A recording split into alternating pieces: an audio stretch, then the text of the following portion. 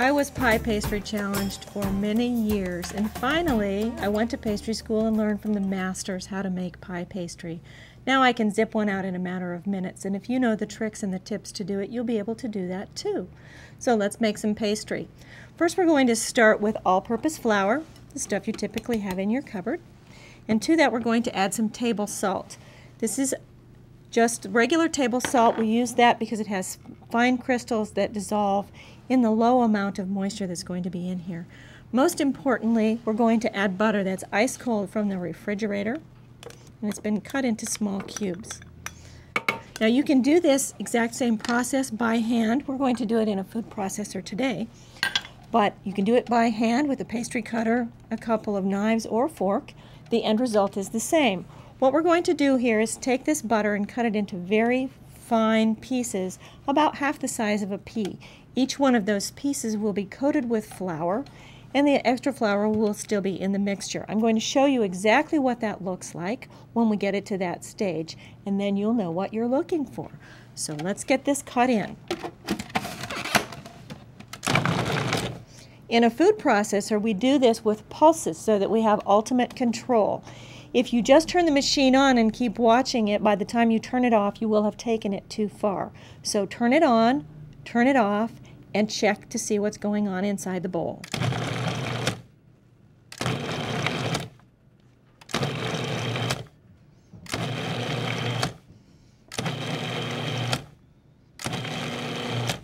It usually takes about 7 or 8 on-off turns, or we call those pulses, to get this to the point where we want it.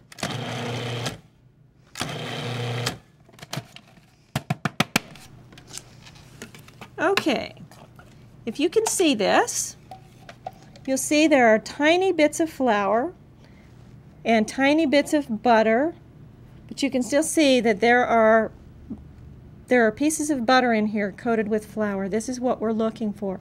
These pieces of butter, when we turn this into pastry and roll it out, make those flat sheets that turn it into lovely flaky pastry. So let's finish this recipe. Once we get it to this point, I don't like to finish it in the food processor. I like to do it by hand. So if you've done this by hand, you would just do this all in a large bowl. I'm going to transfer this into a large bowl.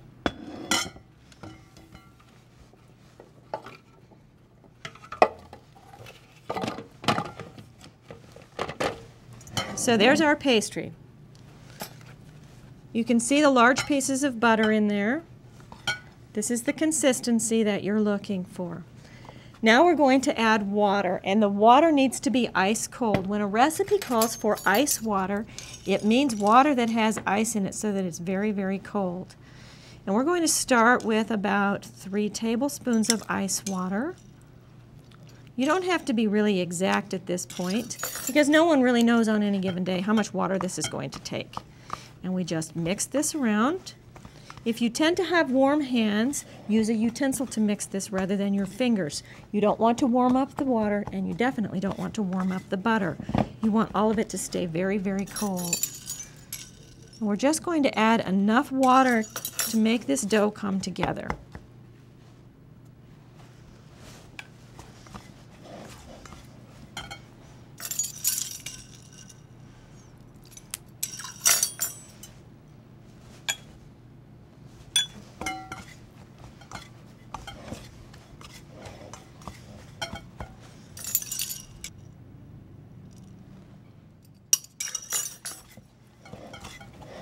Okay, you see how it's starting to form bigger globs here?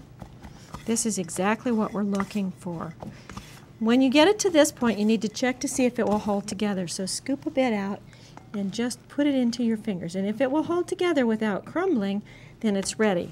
We're not quite there yet. Let's add a little bit more water.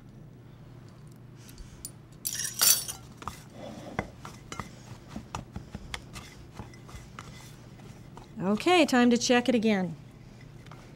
Oh, you see this time it's holding together pretty well. This is ready, so now let's form it into a ball.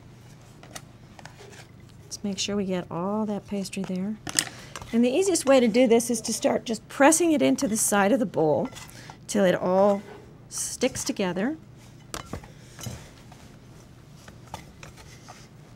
Okay, so we're going to form this into a ball.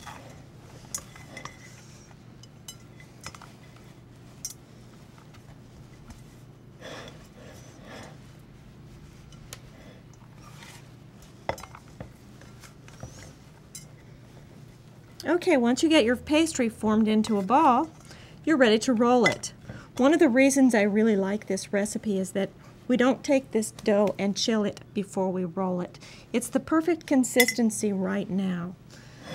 So first we take our ball of dough and we're going to divide it in half because there's actually enough in this recipe to make 2 crusts. 1 2-crust pie or 2 single-crust pies. We're going to roll them one at a time. Here's our ball of dough. And we're going to get some flour on our board here. Okay, take your ball of dough and flatten it out into a disc.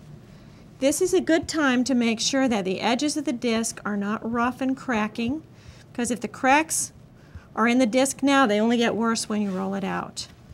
Get plenty of flour under your dough, and then we're going to start rolling. Put a little bit of flour on your pin so that the dough doesn't stick. Put the rolling pin in the center of the dough. You always want to keep the rolling pin parallel to your shoulders. This way you're pressing equally on both sides and you'll come out with smooth, evenly rolled dough. If you turn the pin this way, you're no longer pressing equally and your dough will not be evenly rolled. So start from the center, roll away, roll back towards you. You can repeat that process again if you'd like. Don't be afraid to push. Then take the dough and rotate it a quarter of a turn, making sure that you're getting some flour underneath. Again, start in the center, roll away, and don't go over the edge. That's when the dough starts to stick to the pin. Roll back. We'll add a little bit of flour to our dough here so that the pin's not sticking. And repeat the process.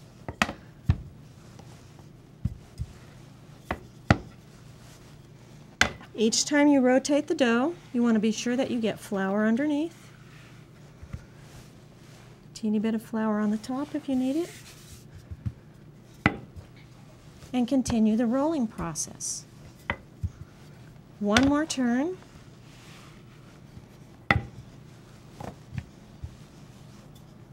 So our dough is rolled. We need to see if it's the right size for the pan. Today we're using a false bottom tart pan. You see that the bottom comes out of this particular pan. And if you place whatever size pan you're using, you need to make sure you have about 1.5 inches around the edges. This will be enough to fill this pan. When I use a false bottom pan, the first thing I always do is place it on another pan, because the first thing you'll do when you get one of these pans is you will get your pie in here, your dough. It will be absolutely beautiful, ready to go, and you'll pick it up and you put your hand on the bottom. Don't be that guy. Make sure you put a pan underneath here so when you pick it up you have something to stabilize it with. So now we have to get this dough into that pan. And it's a very easy process to do this. Use your rolling pin, take it up to the far edge and fold the dough over towards you and roll it back. And when the edges start to touch, lift the pin off the board and continue rolling until your dough is rolled up on here. Then you're going to just unroll it over the pan, and voila, you've got it this far. So now we need to get it down into this pan, and if you just press on those edges there, what's going to happen is you're going to stretch the dough and you might tear it because the edges of this particular pan are quite sharp. So what you want to do is lift the dough and let it fall down into that curve of the pan, all the way down into the corner.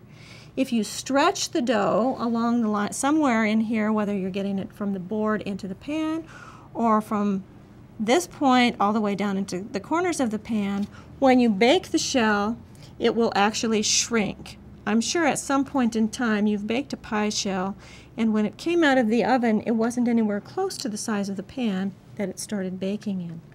So once you get this all the way down into the pan, just like that, then one of the really great things about a false bottom tart pan is that it finishes the edges for you.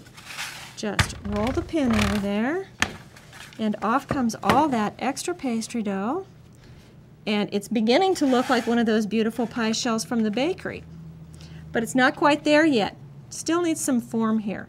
So at this point, I take a piece of the dough that we've just cut off and form it into a ball about the size of a walnut. And I'm going to dip that into a little bit of flour and go around using this to press the pastry into the edge of the pan. This dough is very soft and it's not going to stretch that pastry. It's not going to make holes in it as I go around the pan. From this point we need to chill this. If I'm in a rush, I'll put this in the freezer for 10 to 15 minutes. If I have the time, I'll put it in the refrigerator for at least half an hour. The chilling process firms the butter up again, and it gives the water a chance to distribute itself very evenly throughout the pastry dough so that when we bake this off, we're going to get that beautiful, crisp, flaky crust. So let's pop this into the freezer for just a few minutes, and while it's in there, we're going to make a baking cartouche because we're going to bake this shell empty first, and then we'll fill it. Okay, so while that's chilling, let's make a cartouche. We're going to start with a sheet of parchment paper, fold it in half and in quarters, fold that in half again, and one more time. Then what we're going to do is just cut off that long end so that we've made one very large circle. This is called a baking cartouche, and it's going to line the inside of our pie shell. So let's get the pie shell from the freezer because now it's cooled.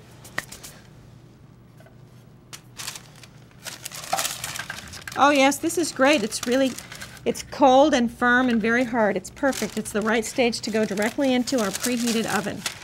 So we're going to put our cartouche in here and go around the edges because we're going to fill this with pie weights.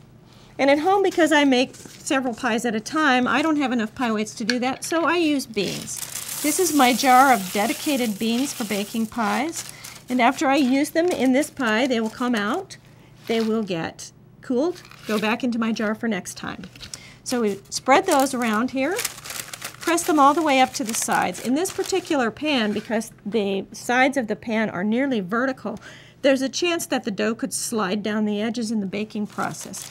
So we want the beans to hold those up so that they don't fall back or slide down into the pan. And the beans on the bottom serve as a weight to keep the shell from bubbling up and leaving a bump in the bottom of our pie. This is going to go into a hot oven to get baked. It bakes at this point with the pie beans for 15 to 18 minutes. And when the edges here begin to brown, you're going to take the shell out of the oven, carefully lift the cartouche with the pie beans out. And at that point, you'll see in the bottom of the shell, there will be a little bit of dampness. It's not quite finished yet. Put the empty shell back into the oven. The structure will have set by this time. Bake it for 2 or 3 minutes longer until it's dry on the bottom, and bring it out and then continue with whatever recipe you're making. So this would go into the oven, and that's Pastry 101. Good luck with your pies.